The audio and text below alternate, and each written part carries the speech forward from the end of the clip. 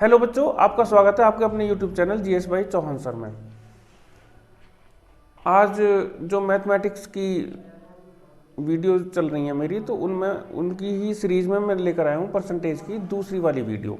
Percentage की पहली वाली वीडियो भी थी, उसमें मैंने शॉर्ट ट्रिक का इस्तेमाल करके क्वेश्चंस को सॉल्व करके बताया था। इसमें मैं शॉर्ट ट्रिक का इस्तेमाल करके बताऊँगा कैसे क्वेश्चंस को हम सॉल्व करते हैं। तो मेरी वीडियो को लास्ट तक देखना। अगर वीडियो आप पहली बार देख रहे हैं, मेरे चैनल पर नए हैं, तो मेरे चैनल को सब्सक्राइब कर लेना और वीडियो को लाइक शेयर करना। चलो देखते हैं इसको। जैसे हमारे पास ये है, चावल के मूल्य में m% की कमी होने से कोई व्यक्ति x रुपए में y kg चावल अधिक खरीदेगा, तो चावल का प्रति किलो घटा हुआ मूल्य जो होगा वो इस वाले फॉर्मूले से निकलेगा। पहले इसको समझो जरा, थोड़ी सी बात कि चावल के मूल्य में कुछ परसेंट की हमारी इसमें क्या हुई, चावल के मूल्य में कुछ परसेंट की कमी कर दी। चावल का जो रेट है उसमें कुछ परसेंट की कमी कर दी रेट में, कि इतने रुपए पर केजी हमने कम कर दिया। तो कोई व्यक्ति x रुपए, मतलब x रुपए वो दिया होगा कि इतने रुपए में, तो इतने रुपए में इतने केजी चावल अधिक खरीदेगा, इतने रुपए में इतने केजी चावल अधिक खरीदेगा। तो चावल का प्रति किलो घटा हुआ मूल्य क्या होगा। तो अब इसको जरा हम क्वेश्चन बनाते हैं। ये जो इसको हटाते हैं, जैसे कि हम पहले से करते हैं, इसको भी हटाते हैं, इसको भी हटाते हैं। देखो, हम लेते हैं कि चावल के मूल्य में मान लो हमने 10, 20, कुछ भी कितनी परसेंट, चलो 20%, 20% चावल का रेट हमने डाउन कर दिया। तो कोई व्यक्ति मान के चलो 500 रुपए में 8 किलो, 500 रुपए में 8 किलो चावल अधिक खरीदता है। 500 रुपए में 8 किलो चावल, ये मान लिया हमने। तो अब चावल का जो प्रति किलो घटा हुआ मूल्य है वो बताना हमें। तो इसमें हम करते हैं, ये जो परसेंटेज में ये m है हमारा, तो m मतलब 20/100, 20/100 गुणा x की जगह क्या रखेंगे, x हमारा 500 है, यहाँ 500 और अपॉन y की जगह रखेंगे। देखो ध्यान रखना, ये m है, ये x है, ये y है, इस तरह से है ये। इसको रखेंगे हम कितना, 8। देखो 2 0 2 0 मैंने ये काट दी। अब इसको काट लो, 4 से काट लें, 4 से 4 दूनी 8 और 4 पंजे 20। ठीक है, और तो नीचे कटने को कुछ नहीं बचा, 2 ही बचा है। अब इसमें 5 और 5 की आपस में गुणा, 5 पंजे 25 अपॉन 2, कितना, 12.5। 25 का आधा 12.5, 12.5। इतने रुपए पर केजी चावल का जो प्रति किलो घटा हुआ मूल्य है वो इतने रुपए पर केजी होगा। अब इसी में अगर हम देखते हैं, जैसे ये है, यहां हम करते हैं ट्रिक नंबर 2। इसी में ट्रिक नंबर 2, ये ट्रिक नंबर 2 है। अब रेट में वृद्धि कर दो, कमी की जगह कर दो वृद्धि। अगर हमारी आती है रेट में वृद्धि, m% की वृद्धि करने से कोई व्यक्ति 500 रुपए में, ना 500 नहीं, x रुपए में y kg, x रुपए में y kg चावल अब क्या खरीदेगा, कम खरीदेगा। अब ज्यादा नहीं खरीदेगा, वो कम खरीदेगा, क्योंकि रेट बढ़ गए तो उतने रुपए में चावल कम खरीदेगा वो। तो चावल का प्रति किलो बढ़ा हुआ रेट, बढ़ा हुआ मूल्य, बढ़ा हुआ मूल्य वो हम इसी फॉर्मूले से निकालते हैं। ध्यान रखना, वो जो निकलेगा हमारा इसी फॉर्मूले से निकलेगा, यही फॉर्मूला रहेगा। इस ट्रिक को भी नोट कर लेना। अब मैं इसमें थोड़ा सा एम, एक्स और वाई की जगह मैं डिजिट्स रख के फिर इसको और दिखाता हूं एक तरीके से, इसी तरीके से। तो देखो, एम की जगह मैं रखता हूं, वाई की जगह रखता हूं कुछ, और एक्स की जगह रखता हूं मैं कुछ संख्या रख लें। जैसे हम 10% की वृद्धि कर देते हैं और मान के चलो 450 रुपये में अब वो 5 किलो चावल कम खरीदता है, तो चावल का बढ़ा हुआ मूल्य जो होगा यही होगा। देखो, एम की जगह 10 अपॉन ये 100 है ही, एक्स की जगह कितने 450 और वाई की जगह कितना 5। देखो 1 0 2 0 1 0 2 0 ये काट दी, बस 5 से 45 कटेगा 9 बार, तो 9 रुपये पर केजी, 9 रुपये पर केजी। ये तो मैंने आधा हिंदी आधा इंग्लिश लिख दिया।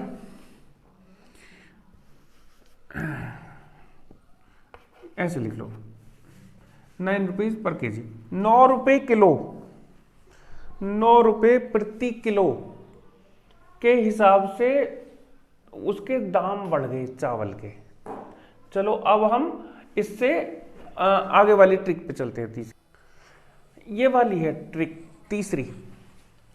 किसी नगर की जनसंख्या में प्रथम वर्ष x% की वृद्धि, द्वितीय वर्ष y% की वृद्धि तथा तृतीय वर्ष z% की वृद्धि हो, तो 3 वर्ष बाद की जनसंख्या। तो उस नगर की हमारी सबसे पहले जनसंख्या भी होगी पहले साल के शुरू में, पहले साल की शुरुआत में जो जनसंख्या होगी उसके अकॉर्डिंग हम देखेंगे। तो पहले साल तो उसमें वृद्धि जो हुई, वो जो इंक्रीज हुई जनसंख्या वो x% हुई, दूसरे साल y% हुई और तीसरे साल z% हुई। तो हम 3 साल बाद की बताते हैं। 3 साल बाद की जो बताएंगे हमारा फॉर्मूला रहेगा p, बताऊंगा ये p क्या, 1 प्लस x/100, फिर है 1 प्लस y/100, 1 प्लस z/100। इस तरह से होती है 1 प्लस, देखो ये p क्या है, p जो है इसकी पूर्व की जनसंख्या, ये जो p है पूर्व की जनसंख्या, पहले की जनसंख्या, शुरू की, जब तक इसमें वृद्धि नहीं हुई, स्टार्टिंग में जो जनसंख्या थी जब से हम जिसके बाद हम काउंट करने लगे तो उस समय p थी ये, ठीक है। और फिर उसके बाद में क्या हुआ, फिर x% की वृद्धि होगी तो 1 प्लस x/100, फिर y% हुई तो 1 प्लस y/100, फिर z% हुई तो 1 प्लस z/100। इस तरह से इसमें वृद्धि रिकॉर्ड की गई। तो इस तरह से लास्ट की जो जनसंख्या है वो इस वाले फॉर्मूले से निकलेगी। अब इस वाले फॉर्मूले से निकालने के लिए तो इसमें हम करते हैं थोड़ा सा, इसका कोई क्वेश्चन बनाते हैं।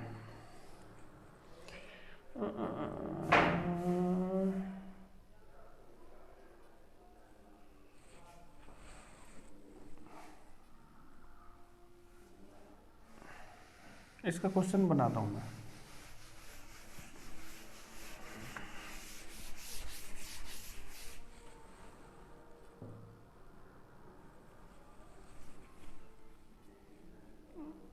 अच्छा, ये भी, इनको भी करता हूं मैं।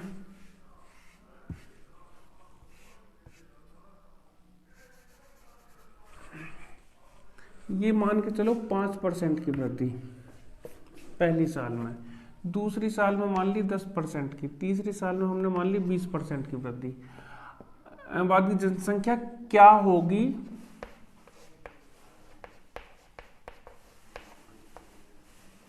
क्या होगी दिया है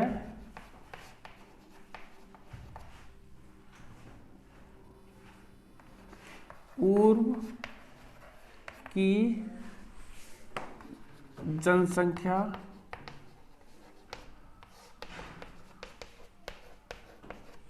50,000।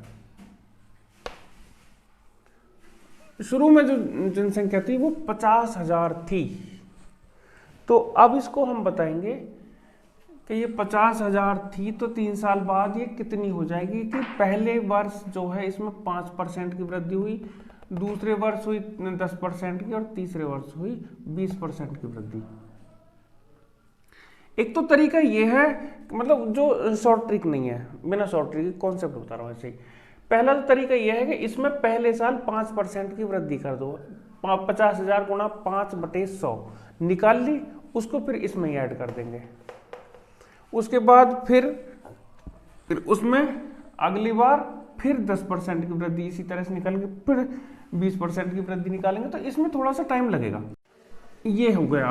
अब देखो इसमें देखते हैं हम 3 वर्ष बाद की जनसंख्या इक्वल टू, पहले वही पी मतलब ये पूर्व की जनसंख्या 50,000, 1 + x/100, x कितना हमारा 5/100, 1 + 10/100 और 1 + ये हो जाएगा 20/100, x, y और z। तो देखो 5 से ये काटा, 5 एकम 5, 5 से 20 बार कटा, 0 से 0 कट गई यहाँ 20 एकम 20, 20 पंचे 100, ये 50,000 इंटू, देखो इस तरह से करते हैं, 20 एकम 20 और ऊपर वाला ऐड कर देते हैं, 20 की इसमें मल्टीप्लाई, इसको ऐड कर दो, 20 एकम 20 और 21, 21/20 इंटू ये 10 एकम 10 और 11, 11/10, 5 एकम 5 और 6, 6/5। अब देखो यहां हमारी 2 0 कट जाती हैं इसकी, और इसको काट लो, इस 2 से इसको काट दो, 2 तिया 6, ये कट गया, और इस 5 से इसको काट लेते हैं, ये इधर यहाँ 500 है, 500 का मतलब 100 आ जाएगा, कट गया सारा। हाँ, जब ये सारा कट गया, नीचे हमारा कुछ नहीं बचा, ऊपर बचा 100, 21, 11 और 3। तो देखो 11 × 3 = 33, 11 × 3 = 33, 33 और 21 की गुणा करेंगे, 33 की 21 में करेंगे तो 33 एकम 33, हासिल लगे 3, 33 दूनी 66, 66 और 3 69, और 100 की गुणा इसमें होगी तो इतना 69,300।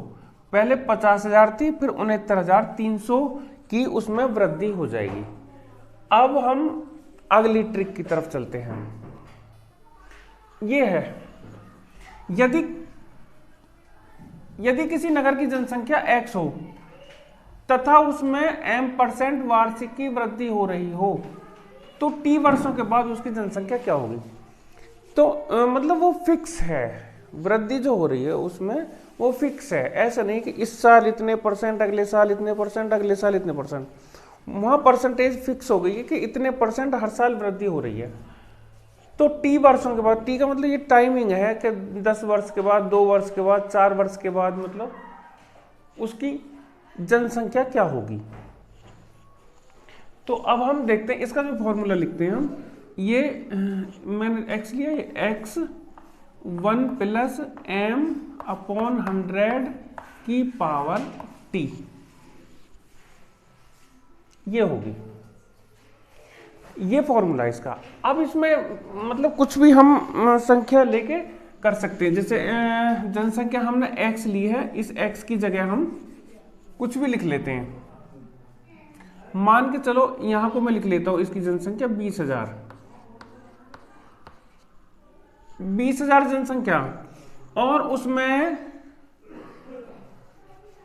हर साल 10% की वृद्धि हो रही है, फिक्स 10%। तो 2 वर्षों के बाद अगर पूछी जनसंख्या कि 2 वर्षों के बाद जनसंख्या क्या होगी, तो इसी में हम इसमें वैल्यू पुट कर देंगे। पहले x की वैल्यू 20,000 तो 1 प्लस m की जगह कितना है, कितने परसेंट है, 10% अपॉन 100 की पावर कितनी सालों के बाद, 2 सालों के बाद 2। तो ये 20,000 इंटू 0 0 कैंसिल, 10 से कम 10 और 11 अपॉन 10 की पावर 2, तो 20,000 गुणा ये 10 अपॉन 11 की पावर 2 है, तो 10 अपॉन 11 सॉरी 11 अपॉन 10 गुणा 11 अपॉन 10, ये 2 बार लिख देंगे हम। तो 1020 ये खत्म। 11 के 11 में करेंगे 121 आती है, 11 11 में 121 की इसमें करेंगे 121 दूनी 242, 121 दूनी 242 और 2 जीरो है, 24,200 हो जाएगी वहां की जनसंख्या। 20,000 थी पहले, फिर 24,200 हो जाएगी वहां की जनसंख्या। ठीक है, समझ आ गई हो कि बहुत छोटी सी ट्रिक है, बहुत आसान मेथड भी है, इसमें कोई दिक्कत नहीं है। अगली ट्रिक, 5वीं ट्रिक है हमारी, किसी मशीन का वर्तमान मूल्य x रुपए है, फिलहाल प्रेजेंट में उसका कुछ मूल्य दे रखा है, x रुपए है वो, तथा उसके मूल्य में प्रतिवर्ष m% का अवमूल्यन का मतलब उसकी कीमत घट रही है हर साल कितने परसेंट, m% घट रही है। तो क्या है, t वर्षों के बाद मशीन का मूल्य क्या होगा। तो अब इसको देखते हैं, इसका मूल्य जो निकलेगा x into 1 minus m upon 100 की पावर t। ध्यान रखना, अगर किसी, जैसे हमने नगर की जनसंख्या निकाली थी, नगर की जनसंख्या हर साल के इतने परसेंट बढ़ रही थी, हर साल m% बढ़ रही थी, तो हमने क्या किया था, यहां पे प्लस लिया था। अगर इंक्रीमेंट हो रहा है किसी चीज में, वो चीज बढ़ रही है, इंक्रीज हो रही है तो प्लस लेंगे, अगर वो चीज डिक्रीज हो रही है तो माइनस लेंगे। अब हम देखते हैं कि इसका मशीन का जो मूल्य हर साल घटता जा रहा है तो हम माइनस लेंगे। ठीक है, और ऐसा भी हो सकता है कि मशीन का जो मूल्य है पहले साल इतने परसेंट घटा, दूसरे साल इतने परसेंट घटा और तीसरे साल इतने परसेंट घटा, तो हर जगह माइनस लगाएंगे। तो 1 minus X upon 100, 1 minus Y upon 100, 1 minus Z upon 100, जैसे वहां किया था हमने, वहां हमारा प्लस था लेकिन यहाँ हमारा माइनस रहेगा। इस तरह का रहेगा, ये ध्यान रखना इसका। तो इसका भी एक क्वेश्चन कर लेते हैं हम। इसमें हम मशीन का कुछ मूल्य लिख लेते हैं और उसका जो अवमूल्यन है वो भी देख लेते हैं, वर्षों को देखते हैं। मशीन का मूल्य मान लिया हमने 8,000 रुपये, 8,000 रुपये है फिलहाल, और उसमें हर साल 10% का अवमूल्यन हो जाता है। तो 2 साल के बाद, 2 साल 3 साल चाहे जितने के लिए निकालना, फॉर्मूला यही रहेगा। 2 साल के बाद कितना होगा, फिलहाल का जो मूल्य है x है वो 8,000, 1 माइनस m की जगह कितना रखेंगे, जो परसेंटेज है हमारी 10 अपॉन 100, यहाँ पावर t है मतलब 2, जितना यहाँ 2 आए तो 2, 3 आए तो 3, जितना भी आए वो देख लेना। तो 8,000, 0 0 गई, 10 से कम 10, 10 में से 1 गया। अब घटाएंगे, पहले 10 से कम 10 और 11 कर रहे थे हम, लेकिन 10 से कम 10 माइनस 1, 9 बटे 10 की पावर 2, तो 8,000 पावर 2 तो 9 बटे 10 गुणा 9 बटे 10, 1 0 2 0 1 0 2 0। अब इनकी आपस में मल्टीप्लाई, 9 नाम 81, 81 की 8 में, 81 की 8 में, तो 8 एकम 8 और 8 अट्ठे 64, 64 और एक 0 भी बची थी हमारी 0। तो ये जो 6,480 रुपये जो है उसकी कीमत बचेगी 2 सालों के बाद। 3 साल आती तो पावर 3 कर लेते यहाँ पे, और ये 3 बार इसकी मल्टीप्लाई हो जाती, तो ये हो जाता इसका। तो अब चलो आगे एक ट्रिक और देखते हैं इसमें। ये है अगली ट्रिक। किसी वस्तु का मूल्य m रुपए पर केजी से घटकर n रुपए पर केजी हो जाता है। मतलब ये जो है ये ज्यादा है, m is greater than n, m n से बड़ा है, तो मतलब m रुपए से घट के m रुपए पर केजी से घट के n रुपए पर केजी हो जाता है। तो खर्च पूर्व पहले की तरह खर्चा रखने के लिए खर्च हमारा पहले जैसा हो तो पहले जैसा खर्चा करें। मतलब किसी वस्तु का जो मूल्य घट गया, अब खर्चा हमें उतना ही करना, तो हमें अपनी खपत में वृद्धि करनी पड़ेगी, उस वस्तु का की जो खपत है वो बढ़ानी पड़ेगी हमको पहले जैसा खर्चा करने के लिए, क्योंकि रेट घट गए तो ज़्यादा खपत होगी। तो पूर्ववत रखने के लिए खपत में प्रतिशत वृद्धि, कितनी % हम वृद्धि करें कि हमारा जो है खर्चा वही रहे और खपत बढ़ जाए हमारी। देखो तो इसमें हम देखते हैं, अब कोई इसका एग्जांपल लेते हैं, इसका जो करेंगे m-n/n × 100।